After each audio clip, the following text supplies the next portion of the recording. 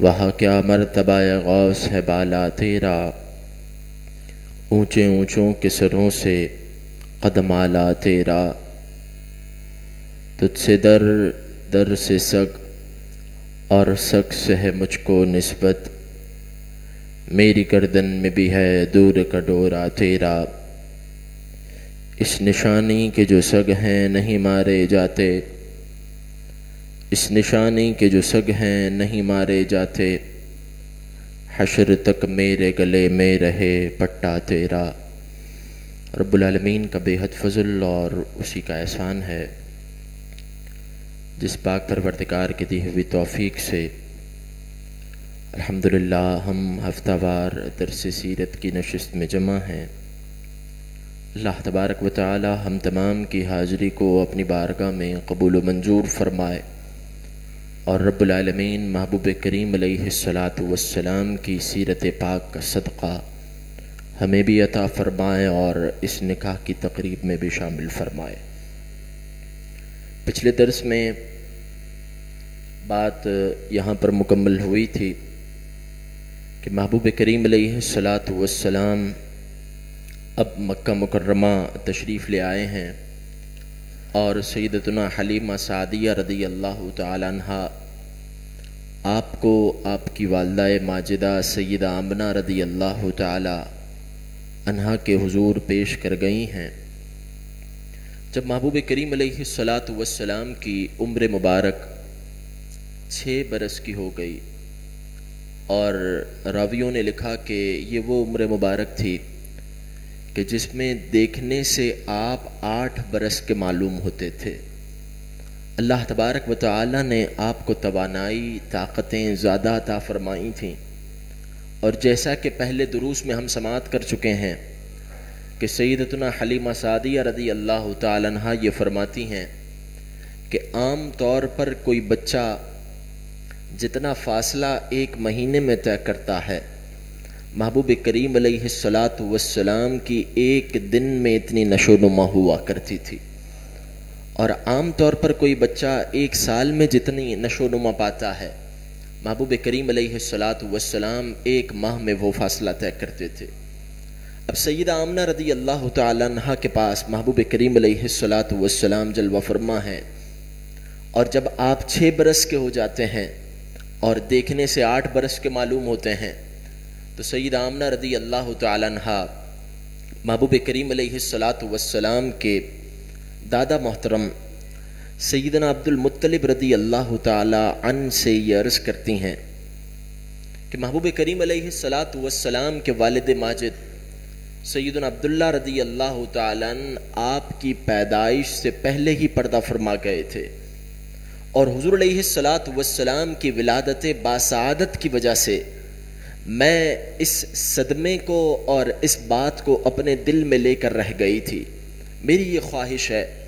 کہ میں حضور علیہ السلام کے والد ماجد سیدنا عبداللہ رضی اللہ تعالی عنہ کی قبر مبارک کی زیارت کروں۔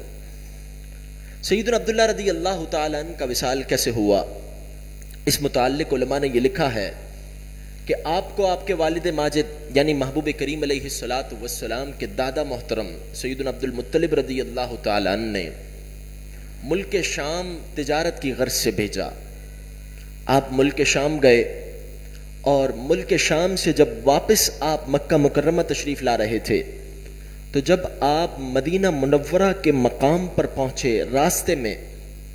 آپ نے اپنے ننیال کے یہاں قیام کیا،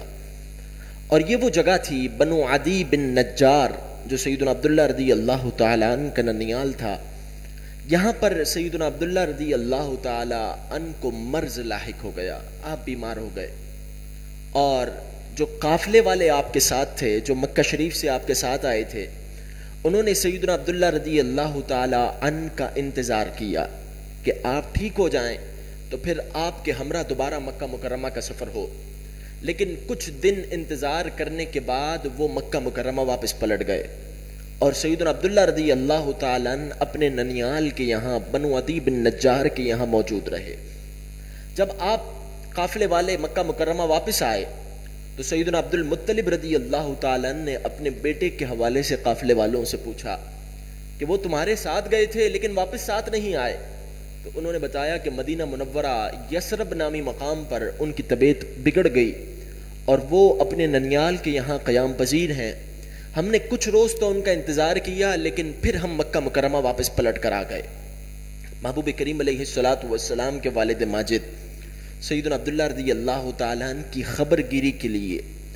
آپ کے دادا محترم یعنی سیدنا عبد المطلب رضی اللہ تعالیٰ عنہ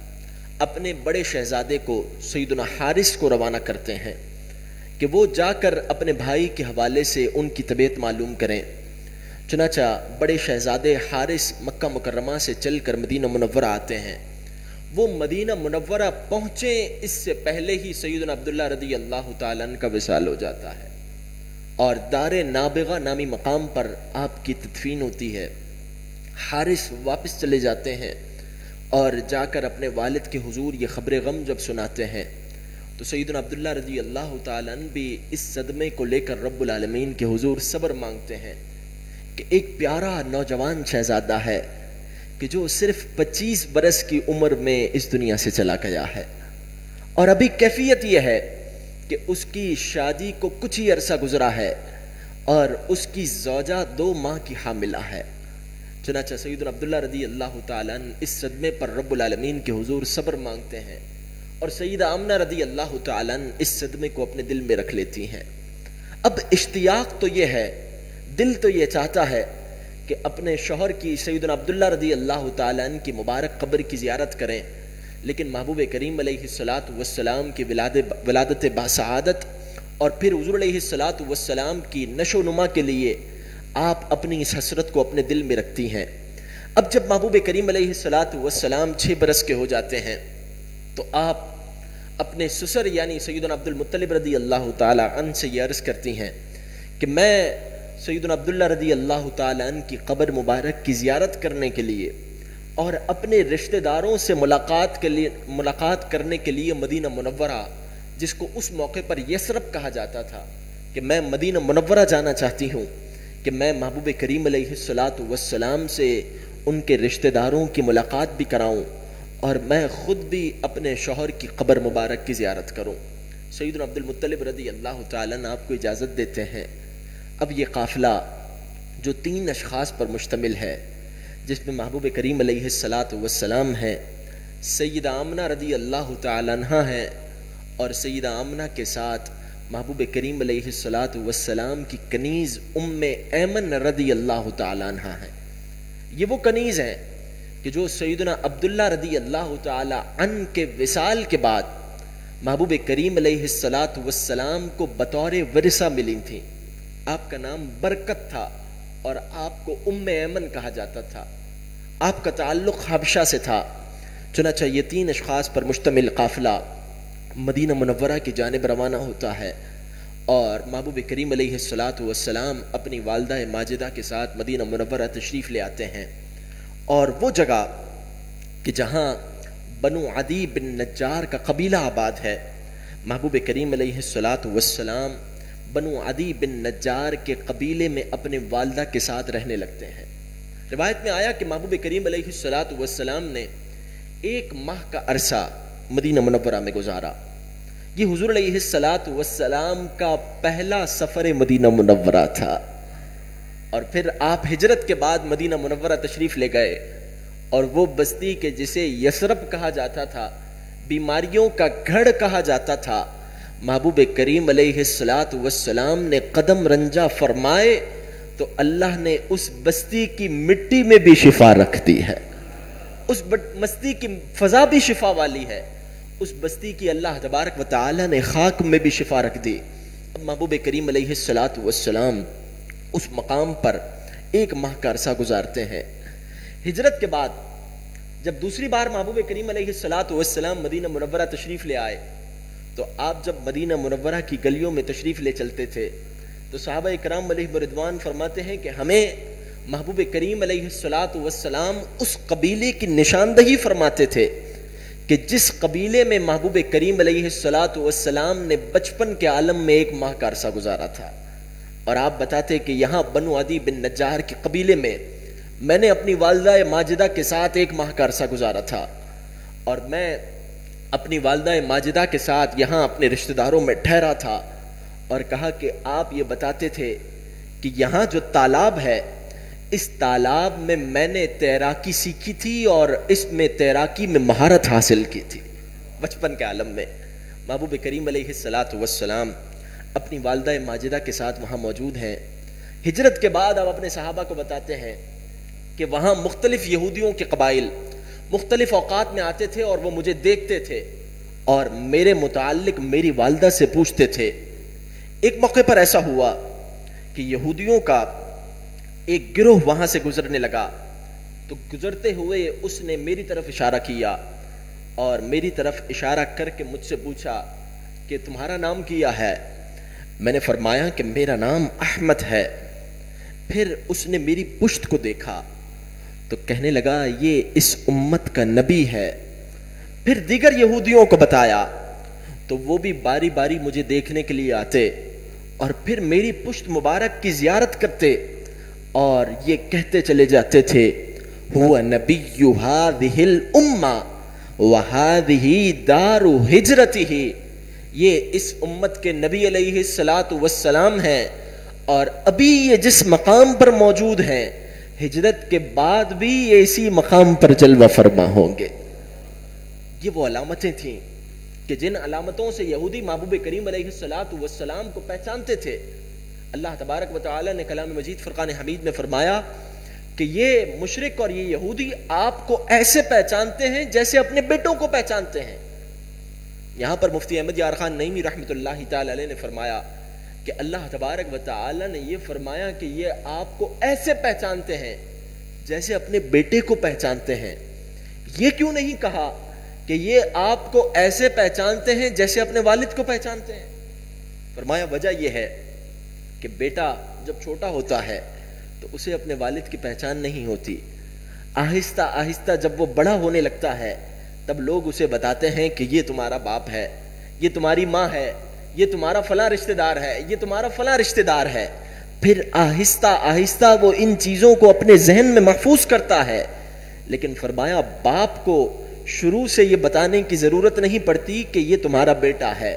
کیونکہ اس کی تو پیدائش اس کے ہاتھوں میں ہوئی ہوتی ہے. فرمایا جس طرح بچپن سے باپ اپنے بیٹے کو پہچانتا ہے اور کسی شخص کی ضرورت نہیں پڑتی کہ وہ آ کر باپ کو یہ بتائے کہ یہ تیرا بیٹا ہے, فرمایا اسی طرح بلا تمثیل بلا تشبیہ یہ جو یہودی ہیں, یہ جو نصرانی ہیں, جو اب محبوب کریم علیہ الصلاۃ والسلام کا انکار کر رہے ہیں, یہ آپ کو ایسے پہچانتے ہیں جیسے باپ اپنے بیٹے کو پہچانتا ہے. ارے یہ تو وہ ذات ہے کہ جس ذات کے واسطے سے اور جس ذات کے صدقے سے ان کی آمد سے پہلے یہ دعائیں مانگا کرتے تھے,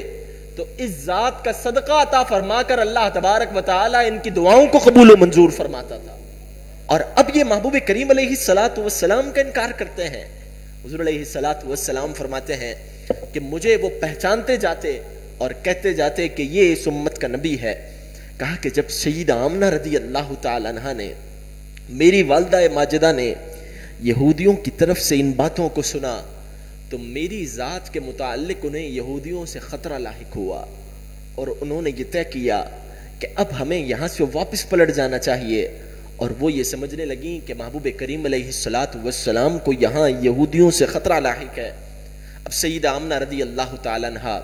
محبوب کریم علیہ الصلاۃ والسلام کی والدہ ماجدہ طیبہ طاہرہ رضی اللہ تعالی عنہا محبوب کریم علیہ الصلاۃ والسلام کو لے کر مکہ مکرمہ کی جانب واپس پلٹتی ہیں. اب یہ سفر مکہ مکرمہ کی جانب واپس شروع ہوا, لیکن جب محبوب کریم علیہ الصلاۃ والسلام کا یہ مبارک قافلہ مقام ابوا پر پہنچتا ہے کہ جو مکہ مکرمہ اور مدینہ منورہ کے درمیان کی ایک بستی کا نام ہے, یہاں محبوب کریم علیہ الصلاۃ والسلام کی والدہ ماجدہ آپ پر تھکان کی وجہ سے بے ہوشی کی کیفیت طاری ہوتی ہے. حضور علیہ الصلاۃ والسلام اپنی والدہ ماجدہ کے پاس جلوہ فرما ہیں اور محبوب کریم علیہ الصلاۃ والسلام کی والدہ ماجدہ بے ہوشی کی کیفیت میں تھیں. حضور علیہ الصلاۃ والسلام, ابو نعیم نے دلائل النبوہ میں یہ بیان کیا کہ اسماء بنت وہم رضی اللہ تعالی عنہا یہ کہتی ہیں کہ میری والدہ ماجدہ جب سیدہ آمنہ رضی اللہ تعالی عنہا پر بے ہوشی کی کیفیت طاری ہوئی تھی تو میری والدہ ماجدہ وہاں موجود تھیں، اور میری والدہ ماجدہ نے وہ حالات و واقعات مجھے پورے بیان کیے. کہا کہ حضور علیہ الصلوۃ والسلام کی والدہ ماجدہ نے آنکھ کھولی اور اپنے محبوب کو اور جان کائنات صلی اللہ تعالی علیہ وسلم کو دیکھنے لگیں، اور دیکھ کر فرمانے لگیں کہ ان صح ما ابصرت فی المنام فانت مبعوث فی الانام. اے پیارے، میں نے جو خواب دیکھا ہے اللہ تبارک و تعالی اس خواب کو صحیح فرمانے والا ہے. فانت مبعوث فی الانام، اے میرے پیارے رب العالمین تجھے رہتی دنیا تک کے لوگوں کے لیے مبعوث فرمانے والا ہے. کل حی میت، فرمایا اس موقع پر محبوب کریم علیہ الصلوۃ والسلام کی والدہ ماجدہ فرماتی ہیں کل حی میت، جو بھی اس دنیا میں آیا اسے اس دنیا سے چلے جانا ہے. وکل جدید بال، اور جو بھی نئی چیز ہے، جو بھی نیا معاملہ ہے، بالن وہ چیز پرانی ہو جائے گی. جو بھی نئی چیز ہے اسے پرانا ہونا ہے. وکل کبیر یفنا، اور بڑی سے بڑی چیز ہو یفنا اسے فنا ہونا ہے. ایک قاعدہ کلیہ بیان کیا، کل حی میت، جو بھی اس دنیا میں آیا اسے پلٹ جانا ہے. کل جدید بال، ہر نئی چیز پرانی ہونے والی ہے. وکل کبیر یفنا، اور بڑی سے بڑی چیزوں کو بھی فنا آنے والا ہے، ہر چیز فنا ہونے والی ہے. وانا انا میتۃ، جس طرح ہر چیز اس دنیا سے جانے والی ہے اس طرح میں بھی اس دنیا سے جا رہی ہوں. لیکن وذکری باقن، لیکن میرا ذکر ہمیشہ باقی رہنے والا ہے.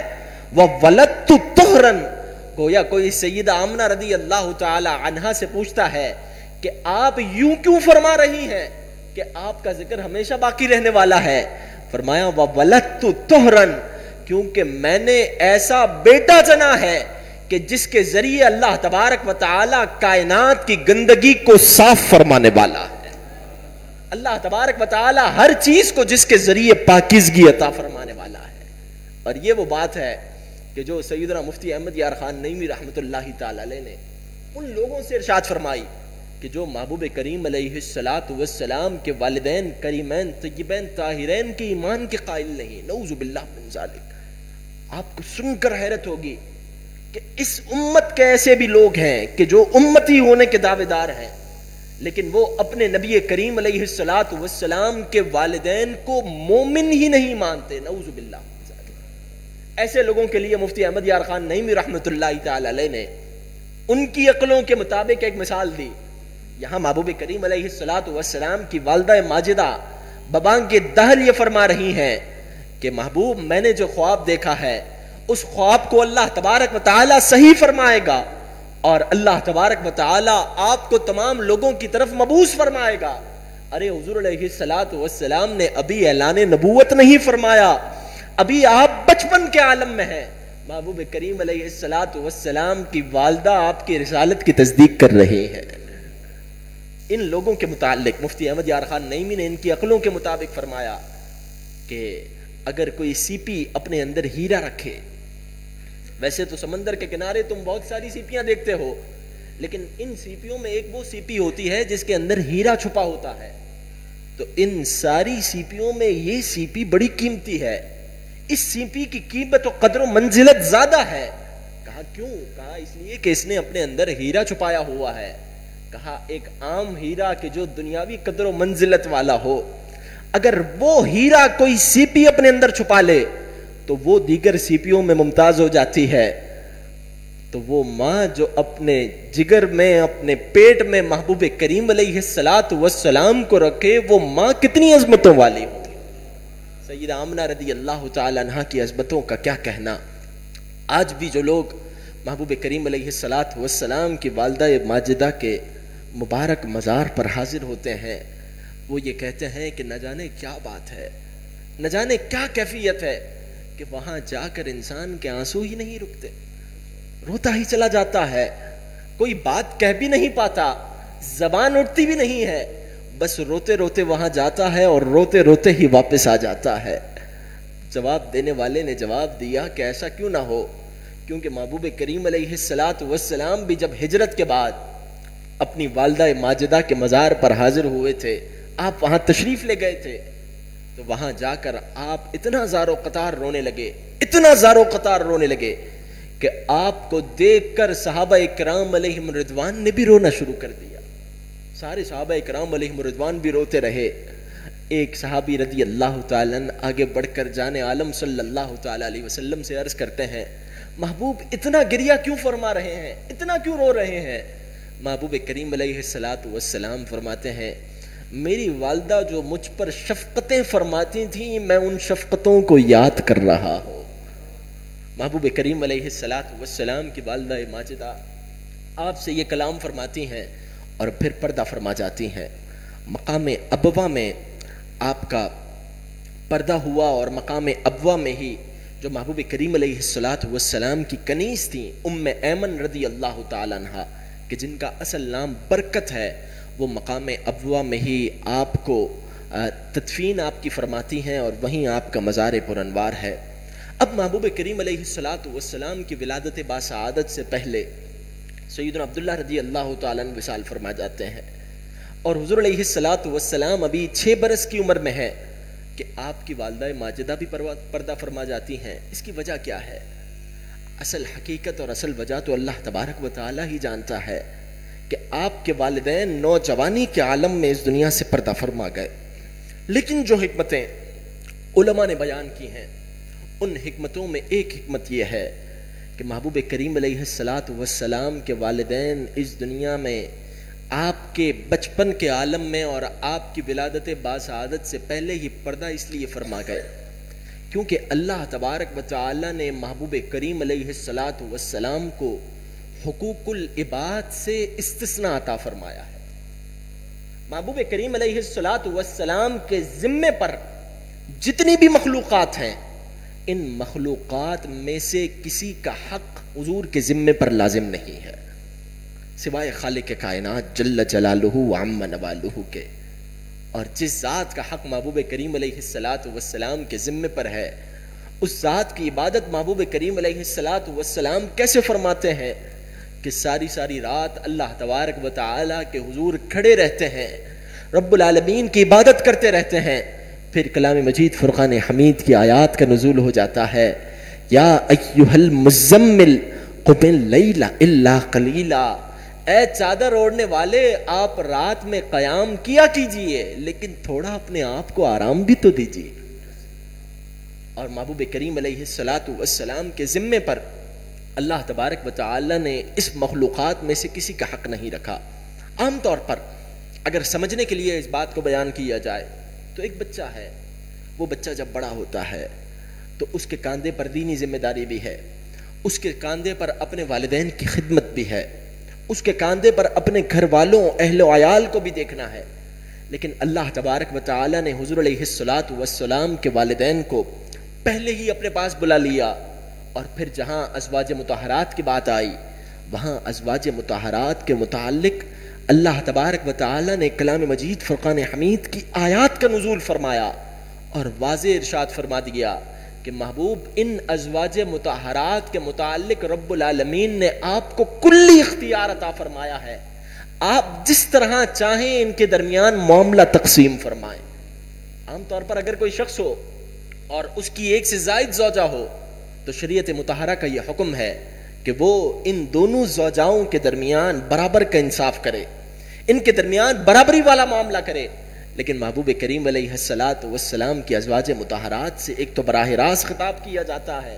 اور فرمایا جاتا ہے کہ اے نبی علیہ السلام کی عورتوں، کیا یہ کم ہے کہ اللہ تبارک و تعالی نے تمہیں اپنے محبوب کی صحبت عطا فرما دی ہے؟ سیدتنا سودا رضی اللہ تعالی عنہا جو حضور علیہ الصلاۃ والسلام کی ازواج مطہرات میں سے ہیں، وہ محبوب کریم علیہ الصلاۃ والسلام سے باری نہیں لیتی تھیں، اور انہوں نے اپنی باری ام المؤمنین سیدہ عائشہ کو دی ہوئی تھی۔ جب کوئی پوچھتا کہ ایسا آپ نے کیوں کیا تو وہ کہتی ہیں کہ یہ اعزاز کم ہے کہ مجھے محبوب کریم علیہ الصلاۃ والسلام کی ازواج مطہرات میں شمار کیا جائے، میرا معاملہ حضور کی ازواج مطہرات کے درمیان ہو، میرے لیے یہی اعزاز کافی ہے۔ اللہ تبارک و تعالی نے آپ کو حقوق العباد سے استثناء عطا فرمایا ہے، تبھی آپ ولادت باسعادت سے پہلے ہی آپ کے والد ماجد اس دنیا سے پردہ فرماتے ہیں، اور بچپن کے عالم میں محبوب کریم علیہ السلام کی والدہ ماجدہ بھی پردہ فرما لیتی ہیں، لیکن اب محبوب کریم علیہ السلام والدہ ماجدہ کے پردہ فرمانے کے بعد، محترم اور پیارے بھائیوں، اگر غور کریں، کوئی عام شخص ہو، چھوٹا سا بچہ ہو، اور اس نے اپنی پیدائش سے ایک لمحے کے لیے بھی اپنے باپ کا چہرہ نہ دیکھا ہو، اپنے والد کو ایک لمحے کے لیے بھی نہ دیکھا ہو، اور پھر والدہ بھی بچپن کے عالم میں انتقال کر جائیں، تو اس کے دل پر کیا گزرے؟ لیکن یہاں سید الصابرین صلی اللہ تعالی علیہ وسلم ہے، صبر کرنے والوں کے سردار ہیں۔ آپ اپنی آنکھوں کے سامنے اپنی والدہ کی تدفین دیکھتے ہیں، اور پھر ایمن رضی اللہ تعالی عنہ آپ کو اپنی آغوش میں لے لیتی ہیں، اور ایمن رضی اللہ تعالی عنہ کی شان کیا ہے؟ بظاہر تعلق تو حبشہ سے ہے، بظاہر تو آپ حبشی ہیں، سیاہ فام ہیں، لیکن محبوب کریم علیہ السلام نے آپ کی کیا شان بیان کی۔ روایت میں آیا